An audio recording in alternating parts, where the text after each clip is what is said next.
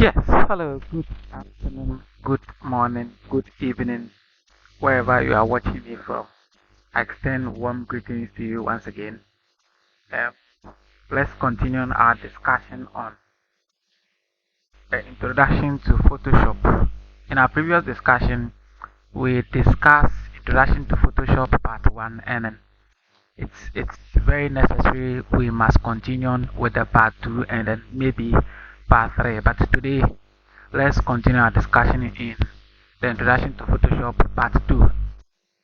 As I said in the previous discussion, we look at how to create documents, naming the documents, and all the settings you must know.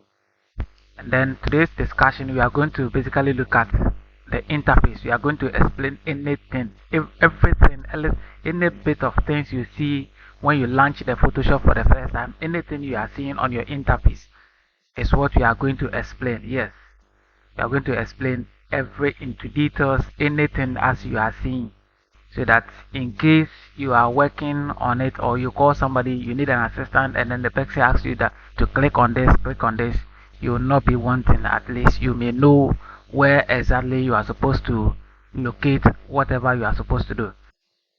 So guys, if this seems to be interesting to you, then kindly recommend this tutorial to somebody, or just like, subscribe, and then share it to somebody who is also trying to learn Photoshop for the first time or as a beginner. Because really every beginner needs to know everything into detail before they start creating or designing anything. So first of all, the first thing I want you to know, as the names suggest, we are going to explain anything in the interface. So we are going to look at the parts or the areas or the parts of the interface. Now, the first part I want us to talk about is the toolbar. Yes, the toolbar. The toolbar is the one you are seeing on the left side, or the left margin, or the left side of the Photoshop interface when you open the Photoshop for the first time. Okay, let me just close this and then let's start again. So quickly, I taught you how to open create a document. Just Control N. This shortcut was Control N, and then the name will pop up or the interface will pop up, and then just choose any dimension at all. Just this is a try work, so let me choose this customize that I set, and then we are just interface explain. So let me just type interface explain.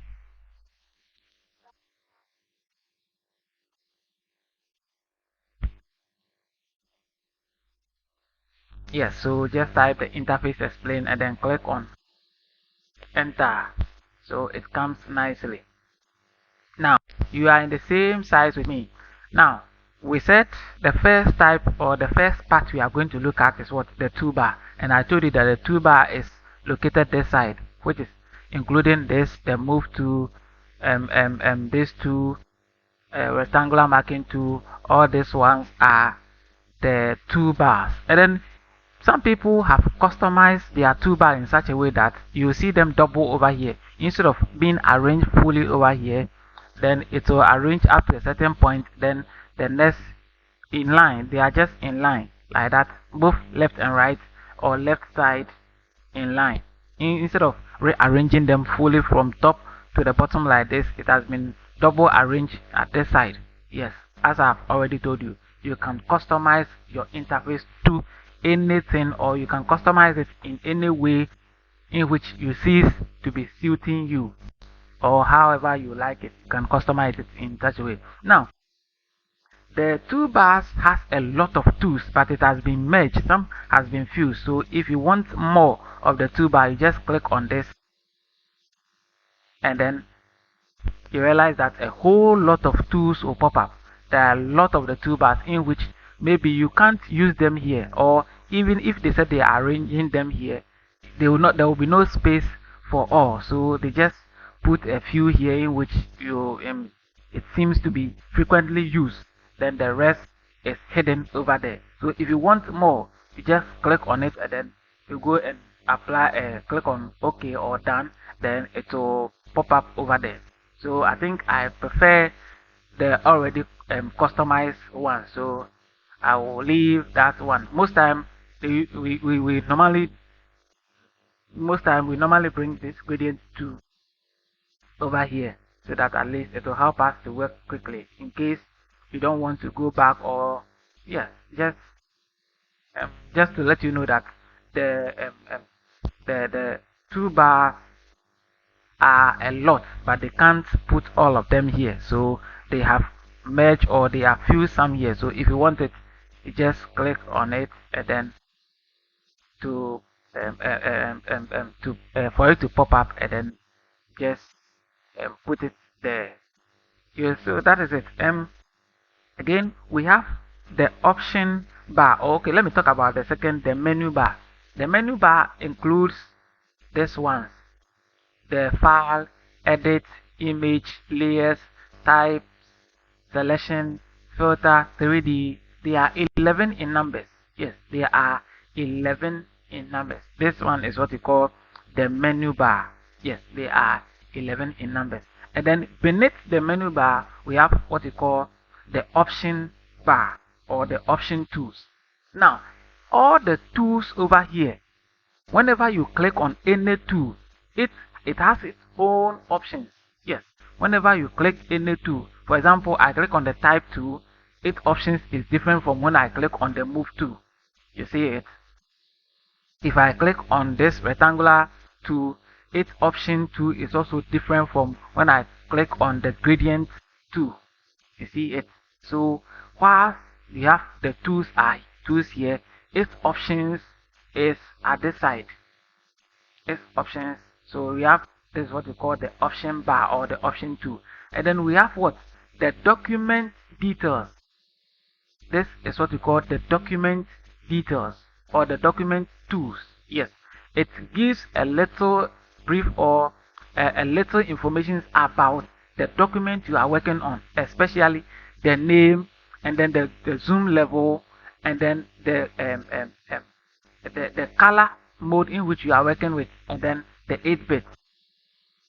The 8-bit, I've already told you that you can convert them. While the color mode too, you can quickly change them, because here it was what, CMYK, meaning that anything we are going to do over here, maybe it's going to be based on printing, but for the purpose of this tutorials, we just select any color mode at all. So as I've already said, we have the toolbar, we have the menu bar, we have the option bar, and we have what, the document details. Now let's come this down here. Now this tells me, the 100% tells me that I have zoomed it 100%. If I zoom in more, in case I zoom in more, Control plus to zoom it 200, 300, 400, 500. So let me zoom it again. So you see, previously it was at 100. Now I've zoomed it to 500%. Then you realize that here too has changed to 500%. So this also has a communication with this. It has a communication with this. It tells you the zoom level in which you are working with. So if you want to zoom it, you press on Control plus to zoom more, 600, 700, 800, 900, 1200. If you want to zoom it out, Control minus. You press on Control on your keyboard, and you press on minus, and then you be zooming it out. So you see it? You see it? Yes. If you want it to zoom standard zoom, you press on Control and 0. Control 0, then it will come back 170%. But at least I want 100%, so I'll still move it down to 100%. So I've done it 100%. And this size also tells you the size of the document you are working with. It tells you that 10 by 10 inches. So I'm working with 10 inches by 10 inches, and its resolution is what? 50. Yes, 10 inches by 10 inches. So assuming that you are working on the project, and then you forgot the size or the dimension you set, you just look at the size and then know the dimension of the project you are working with, which tells you that it is what, 10 by 10 inches with a resolution of what, 50. And then we have this side is what, the scroll bar. You can move it to this side, you can move it to this side, you can move it to this side. So the scroll bars are two. We have what, the bottom one, and then we have what, the right one. So these ones are also called the scroll bar. You can move them, you can move them. Sometimes I zoom it to maybe I zoom it more to work on a specific area, then I have to move my scroll bar to that side and then move this one to that side and work beneath here. Yes, so that is it. You have the scroll bar to there. Now again we have the panels. Now in most cases we have grouped everything here from this side to this side as what the panels, which is what located at your right side, or including this side, this side, this side, everything, the color switch, gradient, pattern, everything here are known as what the panels.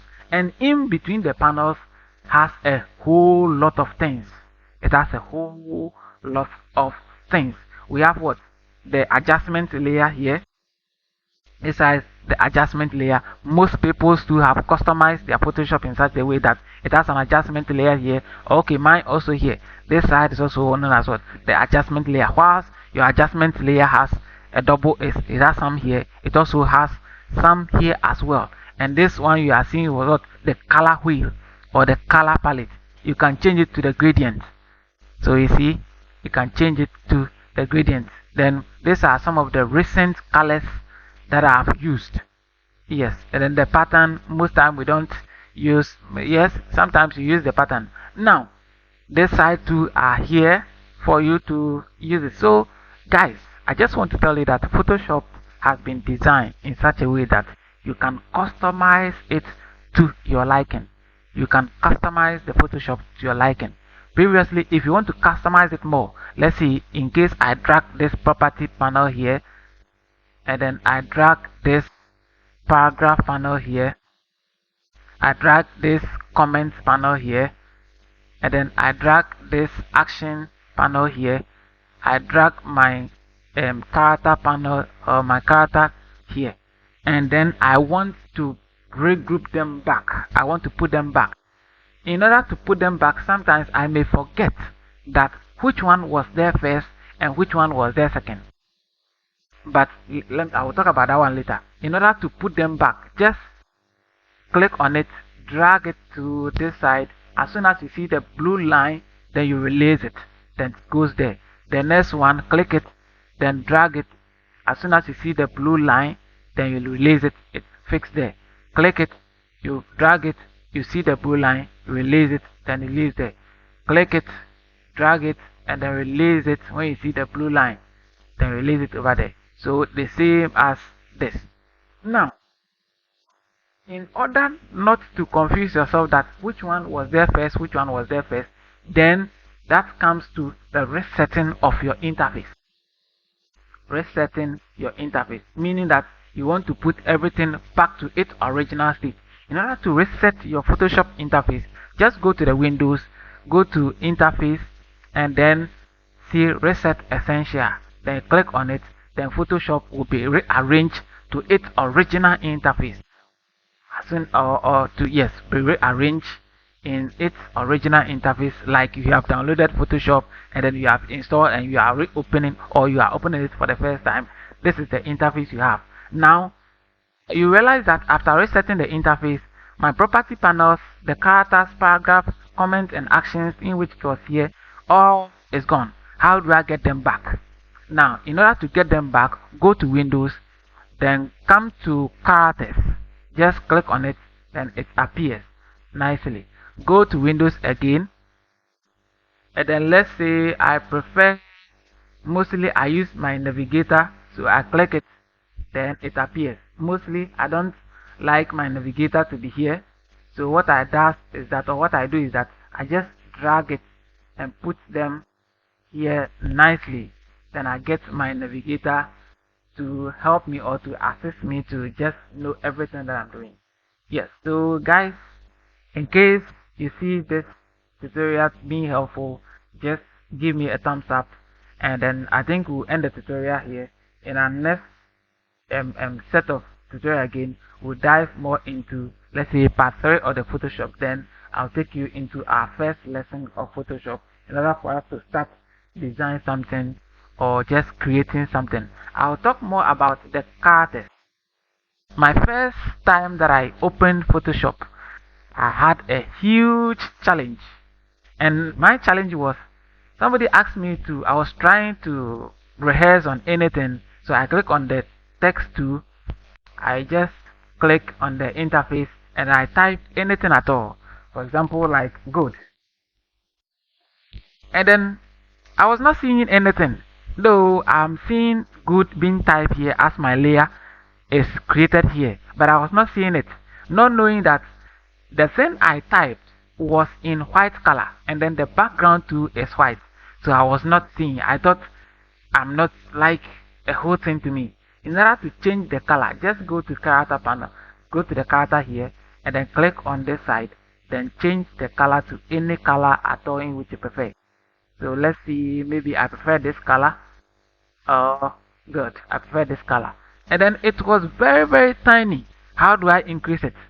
Just in order to increase it, it's very simple. You can close this one, press Ctrl T on the keyboard, and then just hold Alt on the keyboard and drag this side. Good. Then click Enter. Then you see what you have typed being big. Now you can position it to anywhere. In order to position it again, just click on the drain on the keyboard, and then it will take you to the move tool. Now you can move whatever you have typed to anywhere on the canvas size or the interface. Then I forgot to tell you that the white thing you are seeing here is what we call the windows or the workspace, or the, yes, that is the workspace. Now, so people call it the canvas or the canvas size, or yes, but I prefer to call it the workspace. You can increase it using the Control plus for it to be big small. Yes, I think it's okay. Here. So in order to reduce the text again, you can click on the Control T, then reduce the size. So hold Alt and reduce the size to your liking. Then you can move it to anywhere at all. Now again, if you know anybody who is trying to learn Photoshop for the beginning or for the first time, just recommend this tutorial for the person, and let the person subscribe to my channel. I'll teach him or her any details in Photoshop, and then in our next tutorial I will be introducing you, or we'll be looking at a whole lot of things before we start designing or before we start practicing a few things in Photoshop. So please, thank you for sticking around to watch my tutorial, and thank you for commenting, thank you for liking, and then I'll see you again in the next tutorial. See you, bye.